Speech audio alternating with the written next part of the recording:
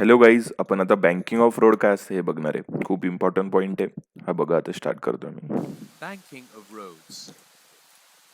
We cannot always rely on friction as it depends on external factors such as rain or frost. म्हणजे आपण यांचं म्हणणं काय, आपण कंटिन्युअस फ्रिक्शनवरती डिपेंड नाही राहू शकत.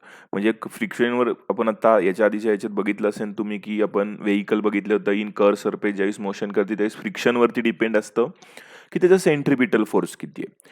बट प्रत्येक वेळी सेंट्रिपिटल फोर्सवरती डिपेंड राहू नाही शकत आपण, कारण की रेन झालं किंवा रोडवरती ऑइल वगैरे असेल तर फ्रिक्शनचं काहीच काम नाही, कारण की सरफेसमध्ये प्रॉपर कॉन्टॅक्ट होणार नाहीत आणि प्रॉपर कॉन्टॅक्ट होणार नाही तर फ्रिक्शन होणार नाही. मग ह्यावेळेस गाडी काय करते, स्किड करते. स्किड किंवा आपण काय म्हणू शकतो, घसरते. मग ह्यावेळेस आपल्याला काय समजून घेणं गरजेचं आहे हे बघा. Would significantly decrease. कळते का झालं, कारण की पाऊस पडतोय आणि काय झालं, फ्रिक्शन नाही झालं. फ्रिक्शन नाही झालं म्हणून स्किड झालं. आपण वेलोसिटी बघितली होती. वेलोसिटीचा फॉर्म्युला काय आलता, √μ/g. हे बघा तुम्ही आधीच्या व्हिडिओमध्ये पण असेल. This is the value of static friction. To avoid skidding of vehicles. आणि हेच अवॉइड करायचं असेल आपल्याला, की गाडी स्किट होत असेल तर ते अवॉइड करायचं असेल तर रोडला थोडासा टिल्ड करतात. म्हणजे जिथे कर्व असतो तो तिथे. तुम्ही कधी F1 याच्या रेसेस बघितल्या असतील तर तुम्ही बघितलं असेल की तिथे कर्व कसे असतात रोड, किंवा मूव्हीमध्ये वगैरे बघितलं असेल की रोड कसे केलेले असतात, थोडेसे कर्व केलेले असतात, कारण की टोटली राऊंड फिरायचं असतं ना. राऊंड फिरायचं असं म्हणून रोड थोडासा बाजूने काय केलेला असतो, उचललेला असतो. तुम्हाला मी दाखवतो कसं, बघा आता. Turns, the outer edge of the road is raised up, which is called banking. हा असा रोड एका बाजूने थोडासा उचललेला असतो, ह्यालाच म्हणायचं असतं बँकिंग ऑफ रोड किंवा बँक्ड रोड असं म्हणलं जातं. Suppose surface. आता हे मला समजलेलं आहे. आता याचे फोर्सेस कसे आहेत हेही समजले पाहिजेत. आता सेंटर कुठल्या डायरेक्शनला हेही समजलं पाहिजे. माझ्या राईट साईडला कुठे असणार आहे, त्याचा सर्कलचा सेंटर असणार आहे. The road at a turn makes an angle theta with the horizontal surface. आता नॉर्मल फोर्स कसा लागतो सरफेसवरती, सरफेसच जर इन्क्लाइंड आहे तर त्याचा फोर्स पण कसा लागलेला आहे, इन्क्लाइंड. पण mg म्हणजे वेट हा नेहमी सरळ लागणार आहे. म्हणजे कसा लागणार आहे, रोडला, म्हणजे मेन आपली जी अर्थ आहे म्हणजे त्याला काय असणार आहे, perpendicular. This results in the horizontal component of normal force n sine theta. आता यांचे कंपोनंट कसे काढतात हे माहित आहे. साइन थिटा कसा काढायचा आणि कॉस थिटा कसा काढायचा. Acting towards center, providing the necessary. आता sine theta, N sine theta कुठे आहे, सेंटरच्या साईडला आहे ना. म्हणजे तो कुणाच्या इक्वल असणार आहे, सेंट्रिपिटल फोर्सच्या इक्वल असणार आहे. कोण, N sine theta. Centripetal force at the turn. Friction is not taken into consideration here. आता आपण ह्या ठिकाणी फ्रिक्शन कन्सिडर करत नाहीये. हा खूप इम्पॉर्टंट पॉईंट आहे. विदाऊट फ्रिक्शन बद्दल बोलतोय आपण आता. फ्रिक्शन बद्दल पुढच्या केसमध्ये स्टडी करूया आपण. Therefore, n sine theta is equal to mv square by r. कळतंय, एन साइन थिटा कुठे आहे, सेंटरच्या साईडला आहे. सेंटरच्या साईडला सेंट्रिपिटल फोर्स लागतोय. मग सेंट्रिपिटल फोर्सचा फॉर्म्युला असतो mv²/r. The vertical component of the normal force. Vertical component कुठला आहे, N cos theta. N cos थिटाच्या बरोबर अपोजिट डायरेक्शनला कुठला असणार आहे, mg म्हणजे weight. Force balances the weight of the vehicle. So, n cos theta is equal to mg. Okay, इथपर्यंत सगळ्यांना समजलेलं आहे. तर आता आपण हे जे सॉल्व्ह करूया. ओके, तर आता बघितल्यानुसार आपण व्हॅल्यू इथे प्लॉट करणारे फोर्सेस लावणार आहेत. तर इथे कुठले कुठले फोर्स लागतात बघू शकता तुम्ही. जो वरच्या डायरेक्शनला फोर्स लागणार आहे तो कुठला असणार आहे, नॉर्मल रिएक्शन फोर्स. करेक्ट. त्याच्यानंतर बरोबर खाली जो फोर्स लागतो तो कुठला फोर्स असणार आहे, जो सरफेसच्या साईडला फोर्स लागणार आहे तो कुठला फोर्स असणार आहे, mg. त्याच्यानंतर साइन आणि कॉस याचे एनचे काय करणार आहेत, कंपोनंट काढणार आहेत आपण. एन बघा बरोबर असा आहे. तर त्याचे दोन कंपोनंट असतात, एक ह्या डायरेक्शनला आणि एक ह्या डायरेक्शनला. तर इथे काय नॉर्मल आहे. तर हा आपला थिटा आहे. सपोज थिटा इथे, एक मिनिट, थिटा इथे आपलं, जर थिटा इथे असेल तर याचे कंपोनंट कसे येणार आहेत. ही साईड काय झाली आता त्याची, मग ही झाली साइन, सॉरी, किंवा आपण काय म्हणूया अपोजिट, आणि ह्याला काय म्हणणार आहे आपण, ऍडजेसन साईडला जे असतं, इथं लिहितो ऍडजेसन साईडला जे असतं ते कॉस देतात आणि अपोजिट साईडला जे असतं ते काय देणार आहे, साइन देणार आहे. मग आता बघा अपोजिट इथे आहे, तर अपोजिट इथे काहीच नाही ऍक्च्युअल मध्ये, मग ही असणारी अपोजिट कन्सिडर करायची. ही अपोजिट कन्सिडर केलं तर इथे काय येणार आहे एन साइन थिटा आणि इकडे काय येणार आहे एन कॉस थिटा. बघा तिथे कंपोनंट दिलेले आहेत, हे मी रफ करतो बाकीच्या मधले पॉइंट. तर आलेले कंपोनंट आपण काय करणार आहेत इथे पण मार्क करून घेणार आहेत. म्हणजे कुठल्या डायरेक्शनला असणार आहे की इकडच्या डायरेक्शनला एन साइन थिटा आणि बरोबर वरती कुठला असणार आहे एन कॉस थिटा. आता हे आपल्याला डायग्राम मिळाली, मग याच्यावरून सॉल्व्ह करायचं. हे मी रफ करतोय आता. आता फोर्सेस बघू शकता तुम्ही की कसे आहेत. अपोजिट फोर्स एकमेकांना काय असतात इक्वल असतात. मग बघा कुठले कुठले अपोजिट फोर्स आहेत ते एकमेकांना. पण आता ही कंडिशन केस नंबर 1 आहे, आपण केस 3 स्टडी करायच्या. तर हे जे बघतोय आपण ते फ्रिक्शनलेस, म्हणजे आपण असं कन्सिडर करतोय की रोडवरती कशाही प्रकारचं फ्रिक्शन नाहीये. मग इथे पॉइंट लिहितोय मी काय, आपण फ्रिक्शनलेस कंडिशन परफॉर्म करतोय, म्हणजे काही प्रकारचं फ्रिक्शन नाहीये रोडवरती.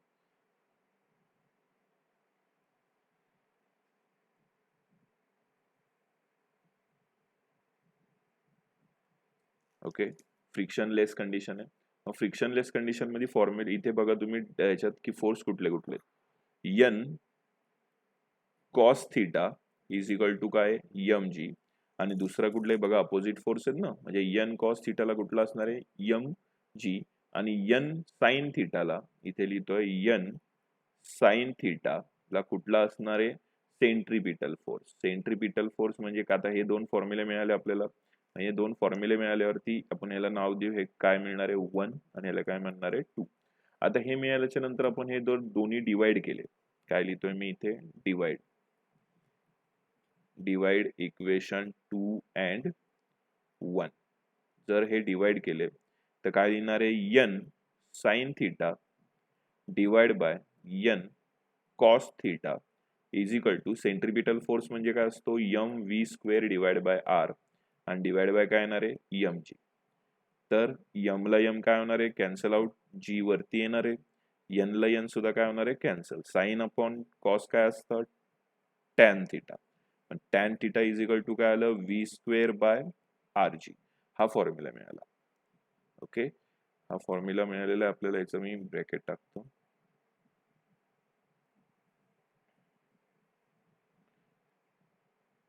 हे मिळाल्याच्या नंतर आपण काय करणार आहे, आपल्याला सेफ स्पीड काढायचं असतं. काय करणार आहे सेफ स्पीड, इथे लिहितोय मी सेफ स्पीड. सेफ स्पीड हे ह्याच फॉर्म्युल्याने काढायचं असतं. कुठला फॉर्म्युला, हा जो आलेला आहे आता tan theta is equal to काय V square by R G. म्हणजे काय येणार आहे, जर आर जी इकडे गेला तर काय होणार आहे मग R G tan theta is equal to V square. Square सुद्धा इकडे आलं तर काय होणार आहे मग root R G tan theta. ही मिळाली आपल्याला वेलोसिटी. म्हणजे ह्या वेलोसिटीनी फ्रिक्शन नसेल तर ह्या वेलोसिटीने आपण ट्रॅव्हल करू शकतो. ह्याला काय म्हणायचं असतं most safe speed. Most safe speed हे असतं. त्यानंतर पुढे आता आपण थिटा, इथे बघा इथे आपण एक अँगल तयार केला होता त्याला थिटा म्हणतात. त्याच अँगलला म्हणायचं असतं बँकिंग अँगल. Banking angle.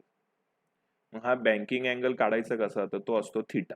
ह्याच फॉर्म्युलेने काढतात. मग थिटा इज इक्वल टू काय होणार, टॅन इकडे आलं तर tan inverse V square by R जी.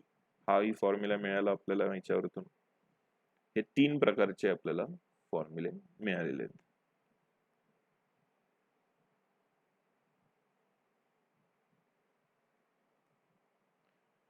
ह्याला बँकिंग अँगल म्हणायचं असतं. तर बघा पुढे इथे आपण मेन्शन केलेलं आहे मी, काय दिले सेफ स्पीड जे आता आपण काढलेलं आहे. कुठले आलेले आहेत ते under root R G tan theta, theta काढलेला आहे, बँकिंग अँगल आणि स्पीड लिमिट. आता स्पीड लिमिट म्हणजे ह्या स्पीड वरती तुमची गाडी विदाऊट फ्रिक्शन ट्रॅव्हल करू शकते. आता फ्रिक्शन येणार म्हणजे आता ह्या स्पीडच्या जे आपलं स्पीड काय झालंय मोस्ट सेफ स्पीड आलेलं आहे. मोस्ट सेफ स्पीडच्या जर वेलोसिटी जर जास्त असेल ह्यापेक्षा तर काय होणार आहे, आणि वेलोसिटी जर कमी असेल आर जी टॅन थिटा पेक्षा तर काय होणार आहे, हे आपल्याला 2 केस आता स्टडी करायचं. तर पहिली केस आपण स्टडी करूया कशाची, जर वेलोसिटी केस नंबर 1 जर काय असेल लोअर स्पीड असेल आणि हे काय असणार आहे हाय स्पीड म्हणूया किंवा जास्त स्पीड असेल, ह्याला केस नंबर काय म्हणूया 2. तर हे आपण आता स्टडी करायचं. हे मी इथे कळलं असेल, एकदा स्क्रीनशॉट घ्या, हे पण बघणार आहे. हे मी रफ करून घेतोय पहिलं.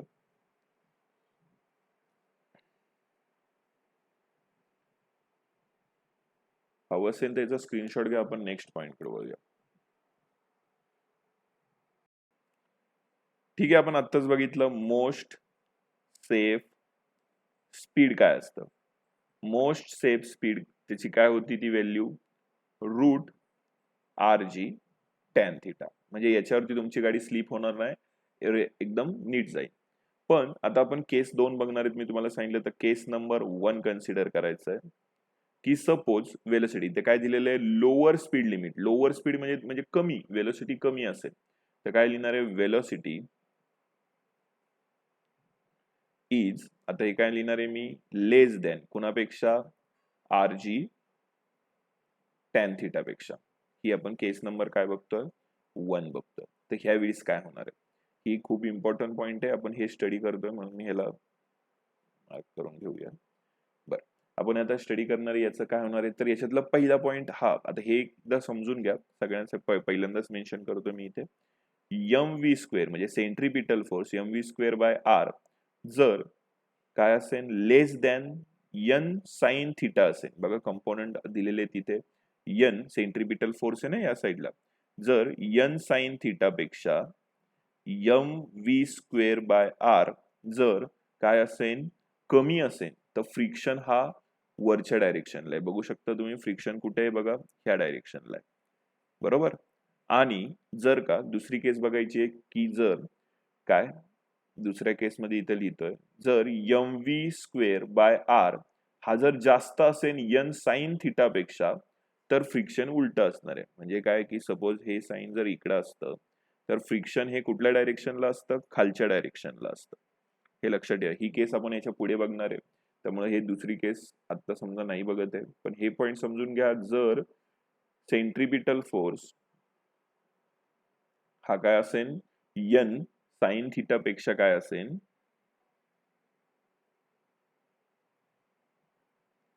जर कमी असेल तर तुमचं फ्रिक्शन कुठल्या डायरेक्शनला असणार आहे, तुमचं फ्रिक्शन हे वरच्या डायरेक्शनला असणार आहे. हे मी रफ केलेलं आहे. आता बघा इथे काय करणार आहे आपण,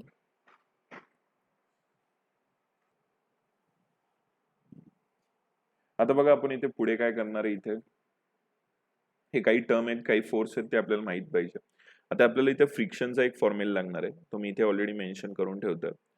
फ्रिक्शनचा फॉर्म्युला काय असणार आहे म्यू एन. हा फॉर्म्युला इम्पॉर्टंट आहे, मी इथे ऑलरेडी मेन्शन करून ठेवलेला आहे. आता काय फोर्स बघायचे डायग्राम मध्ये बघू शकता. आता इथे एक गोष्ट सांगायची राहिली की फ्रिक्शनचे कंपोनंट कसे येतात. आता ऑलरेडी माहित असेल, आता समजले असेल मागाशी सांगितल्यानुसार तर ठीकच आहे, नसेल तर सांगतो. हे बघा दोन डायरेक्शनला कंपोनंट आहेत, बरोबर मध्ये काय त्याचा रिझल्ट आहे. रिझल्टने म्हणल्यावरती काय केलेलं आहे त्यांनी, ह्या डायरेक्शनला काय केलं थिटा.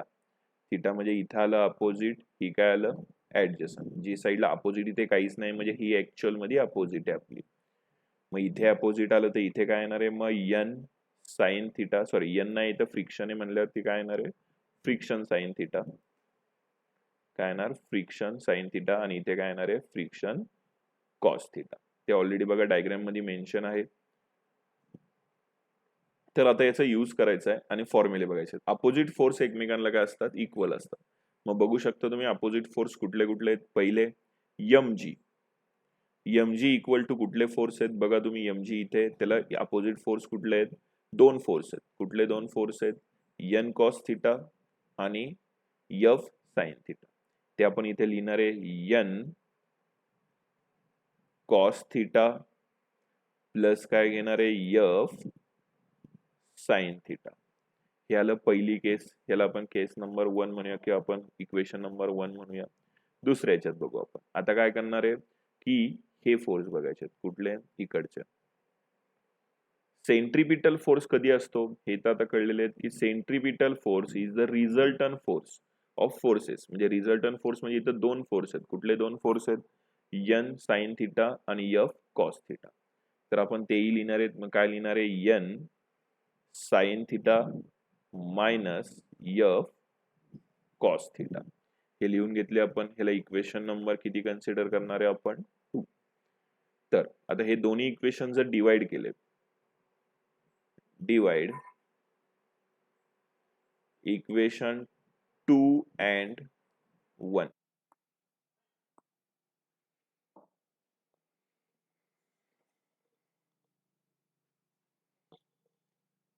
आता बघा हे दोन्ही इक्वेशन डिवाइड केल्यावरती काय होणार आहे मग? M V square divide by R divide by M G is equal to N sine theta minus, आता इथे म्यू एस आहे, म्यू एस म्हणजे फ्रिक्शनचा फॉर्म्युला जो इथे आहे आपल्याकडे, तो काय लिहिणार आहे आपण मग? म्यू एन आणि काय कॉस थिटा डिवाइड बाय, आता इथे काय येणार आहे मग? एन कॉस थिटा प्लस इथे सुद्धा काय एफ एस, एफ एस म्हणजे फ्रिक्शन, फ्रिक्शनचं काय देणार आहे मग फॉर्म्युला इथे सुद्धा? म्यू एन आणि काय येणार आहे? Sine theta. आता तुम्ही बघू शकता काय काय कॉमन निघू शकतं. इथे एन आहे, इथे पण एन आहे, एन आहे, एन आहे, तो कॉमन निघणार आहे. कॅन्सल आउट काय काय होणार आहे? एम ला एम कॅन्सल होईल, जी वरती येणार, मग काय येणार आहे? V square upon R G is equal to N common निघाला, आत काय राहणार आहे मग? Sine theta minus mu cos theta आणि डिवाइड बाय काय? N cos theta plus mu sine theta, हा आला फॉर्म्युला. आता काय होणार आहे? एन ला एन कॅन्सल आउट होईल, बघू शकता तुम्ही एन कॉमन काढलेले आहेत आपण. एन ला एन कॅन्सल झाल्यावरती काय करणार आहे मग? V square upon R G is equal to, जर आपण दिलेल्या इक्वेशनला डिवाइड बाय कॉस केलं, काय बोलतो मी? दिलेल्या इक्वेशनला ह्या पूर्ण म्हणजे दोघांना जर डिवाइड बाय काय केलं? कॉस थिटा केलं, तर काय येईल सांगू शकतो तुम्ही? इथे जर साइन अपॉन कॉस केल्यावरती व्हॅल्यू काय येते त्याची? टॅन थिटा मायनस म्यू तसाच राहणार, कॉस बाय कॉस किती होईल? 1, ते काहीच नाही लिहिणार. मग कॉस अपॉन कॉस किती येणार आहे? 1 प्लस इथे काय येणार आहे मग? म्यू आणि साइन अपॉन कॉस किती येणार आहे? Tan theta. हे आलं इक्वेशन. आता काय करणार पुढे? आर जी सुद्धा ह्या डायरेक्शन इकडे आणलं आपण, तर काय होणार आहे? V square is equal to R G tan theta minus mu divide by 1 plus mu tan theta. Square आहे, जर स्क्वेअर घालवायचं असेल तर काय करणार आहे आपण? इथला स्क्वेअर जर घालवला तर इकडे किती येणार आहे? रूट येणार आहे. ओके, हे आलं व्हीचा फॉर्म्युला. हा आला आपला व्हीचं आन्सर आलेलं.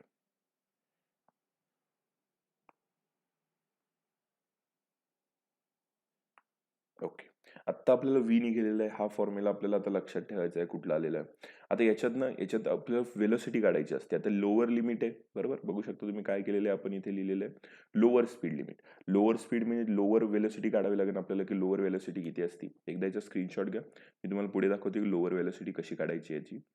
इकडे बघा खाली. जर आपल्याला काय काढायचं आहे? व्ही, आता इथे लिहितो फाइंड व्ही मिनिमम, म्हणजे मिनिमम वेलोसिटी किती असेल हे आपल्याला फाइंड करायचं असतं. तर आता बघा इथे व्ही मिनिमम कसं करणार आहे इथे? त्यासाठी एक आपल्याला कन्सिडर करायचं असतं म्यू जो आहे इज इक्वल टू काय कन्सिडर करायचं? त्याला टॅन थिटा कन्सिडर करायचं. बघा आता क्वेश्चन काय, हा आपला आलेला सॉरी इक्वेशन, हे इक्वेशन आहे म्हणजे काय करणार आहे? V is equal to R G tan theta minus tan theta divide by 1 plus म्यूच्या ऐवजी काय येणार आहे परत? टॅन थिटा आणि अगेन टॅन थिटा. हे आलेलं इक्वेशन आहे. मग व्ही इज इक्वल टू काय येणार आहे? R G tan theta minus tan theta काय येणार आहे? 0 plus 1 plus tan theta and tan theta. But खाली काही जायची गरजच नाही, आपल्याला इथेच कळतंय वरती 0 आलं म्हणजे 0ला कुणीही मल्टिप्लाय केला आन्सर काय येणार आहे? 0. मग वेलोसिटी किती असणार आहे? 0. मग आपली मिनिमम वेलोसिटी इथे लिहितोय मी, मिनिमम वेलोसिटी किती असणार आहे? 0. हे आलेलं आपलं फायनल आन्सर.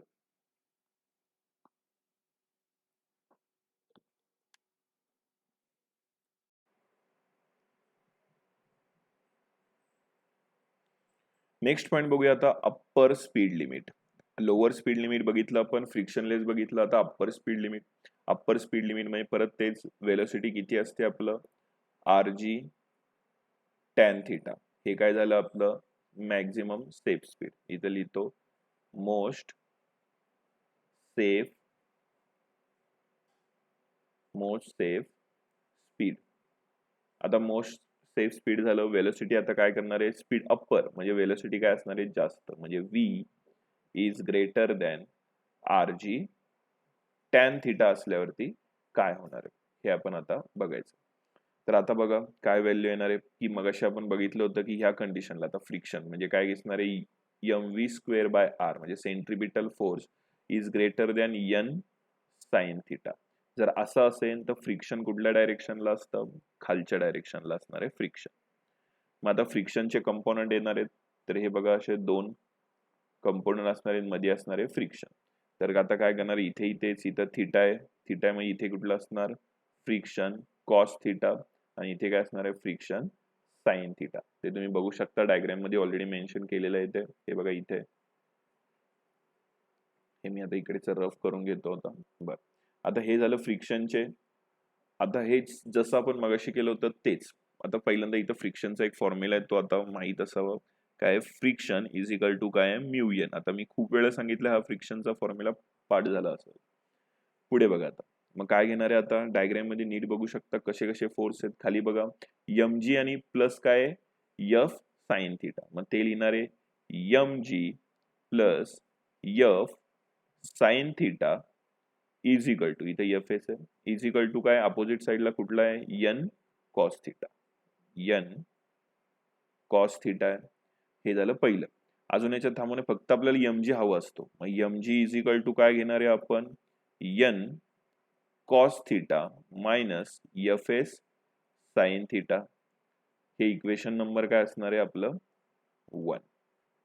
आता दुसरं बघूया.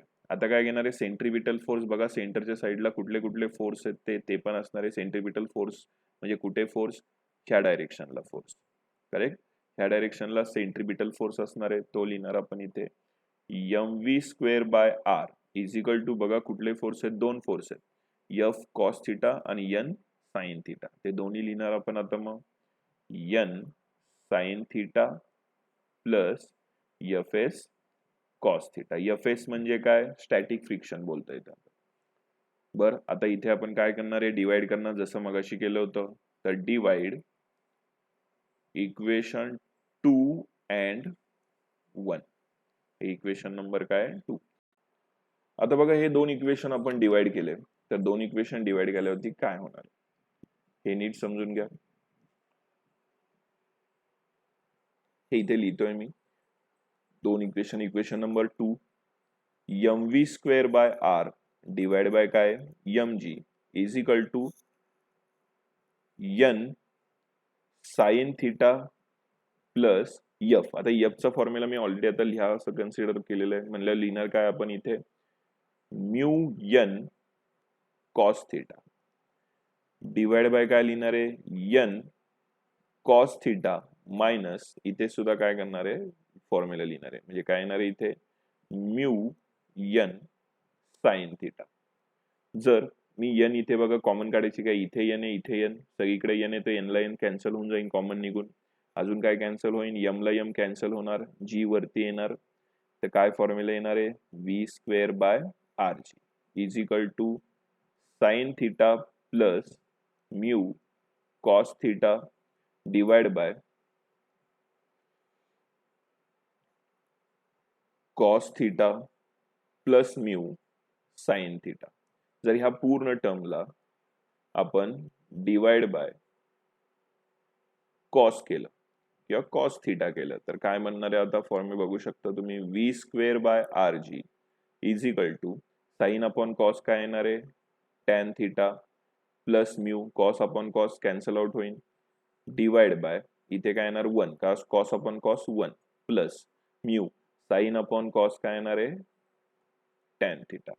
आता आर जी इकडे गेलं तर काय येणार आहे V square is equal to R G आणि काय येणार आहे tan theta plus mu divide by 1. इथे एक मिनिट मायनस झालं, प्लस झालं चुकून, इथे मायनस हवंय ना, इथे बघा वरती मायनस आहे, मायनस इथे सुद्धा मायनस, इथे सुद्धा काय येणार मायनस म्यू टॅन थिटा.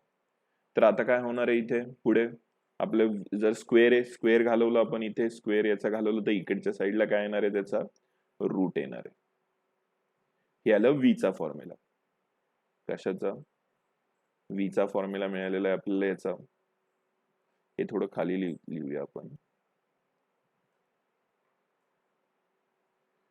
त्याला आपण ब्रॅकेट करून घ्या. आपल्याला वेलोसिटीचा तर फॉर्म्युला मिळाला, पण आपल्याला फाइंड काय करायचं आहे? V maximum. मॅक्सिमम म्हणजे वेलोसिटी मॅक्सिमम किती असेल हे फाइंड करायचं आहे. मग इथे लिहितो मी, मगाशी आपण मिनिमम फाइंड केलं, तर मग व्ही मॅक्सिमम फाइंड करायचं आहे आपल्याला. तर व्ही मॅक्सिमम फाइंड करण्यासाठी काहीतरी आपण घ्यावं लागतं इथं. तर म्यू इज इक्वल टू काय घेणार आहे? कॉट थिटा घ्यायचा असतो. ह्याच फॉर्म्युलामध्ये कॉट थिटा घेणार आहे. म्हणजे V is equal to root R G tan theta plus cot theta divided by 1 minus cot theta and tan theta. आता cot theta आणि tan theta चा फॉर्म्युला काय असतो? cot and tan is equal to असतं 1. मग simple याच्यात काय येणार आहे? मग इथे 1 आहे, तर काय होणार आहे इथे? मग v is equal to rg tan theta plus cot theta divide by काय येणार इथे? मग 1 मायनस 1. 1 मायनस 1 म्हणजे काय येणार? 0. आता कशा कुठल्याही व्हॅल्यूच्या खाली जर डिवाइड मध्ये 0 आलं तर त्याचा आन्सर काय येणार आहे? इन्फिनिटी. म्हणजे सरळ सरळचा फायनल आन्सर काय असणार आहे? v इज इक्वल टू काय? इन्फिनिटी. म्हणजे v मॅक्सिमम हे किती असणार आहे? इन्फिनिटी. आता तुम्हाला माहिती आहे की मॅक्सिमम काय असतं? म्हणजे सिंपल आहे ना, कॉट कॉट मॅक्सिमम किती असतो? 45 डिग्री वरती. म्हणजे हे तुमचं काय असणार आहे? मॅक्सिमम. हे आलं तुमचं फायनल आन्सर. आय होप सगळ्यांना हे पॉइंट क्लिअर झालेले आहेत. एकदा याचा स्क्रीनशॉट घ्या. संपलं.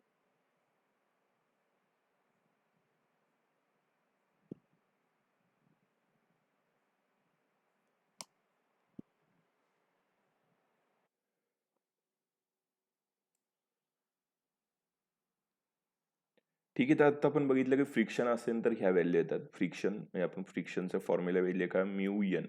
हे इथे आपण ह्या दोन्ही इक्वेशन मध्ये टाकून बघितले होते. एक लोअर लिमिट साठी सुद्धा बघितलं होतं आणि अप्पर लिमिट साठी सुद्धा. अप्पर लिमिट, लोअर लिमिट काय की स्पीड आपल्या दिलेल्या सेफ स्पीड पेक्षा कमी असेल तर किंवा जास्त असेल तर काय होणार आहे. तर आता कन्सिडर करू फ्रिक्शन नसेल तर. मी काय बोलतो? इफ फ्रिक्शन, किंवा आपण काय म्हणू शकतो, फ्रिक्शनलेस म्हणण्यापेक्षा आपण समजा फ्रिक्शन असं लिहूया किंवा म्यू इज इक्वल टू 0 आहे. हे कंडिशन कधी? ज्यावेळेस फ्रिक्शन कुठल्याही प्रकारचं नसतं, किंवा तुम्ही असं म्हणू शकता की फ्रिक्शनलेस असेल. फ्रिक्शनलेस कंडिशन मध्ये म्यू काय असणार आहे? 0. मग ह्यावेळेस ही व्हॅल्यू जर दोन्हीपैकी कुठल्याही इक्वेशन मध्ये टाका, तुम्हाला काय व्हॅल्यू येणार आहे बघू शकता. V is equal to root R G काय येणार आहे? पहिल्या इक्वेशन मध्ये टाकून बघूया. Tan theta minus 0 divide by काय येणार आहे? 1 plus 0 multiply by tan theta. तर याचा आन्सर काय येणार आहे बघू शकता तुम्ही. काय येणार आहे? आर जी वरती टॅन थिटा मायनस 0 म्हणजे फक्त काय राहणार आहे? Tan theta divide by 1 plus 0 multiply by tan काय येणार आहे? 0. मग फायनल आन्सर काय मिळालं बघू शकता तुम्ही. R G tan theta. हे आपण ऑलरेडी आपल्याला आन्सर आधीच मिळालेलं आहे. म्हणजे व्ही इज इक्वल टू काय झालं? R G tan theta. हे असतं आपलं मोस्ट सेफ स्पीड. हे ऑलरेडी आपण आधीही काढलेलं आहे, बट ते पण बघा विदाउट फिक्शन सुद्धा आपण हा पॉइंट प्रूव्ह करू शकतो. ठीक आहे, याचाही स्क्रीनशॉट घ्या. आपण नेक्स्ट बघूया कोनिकल पेंडुलम.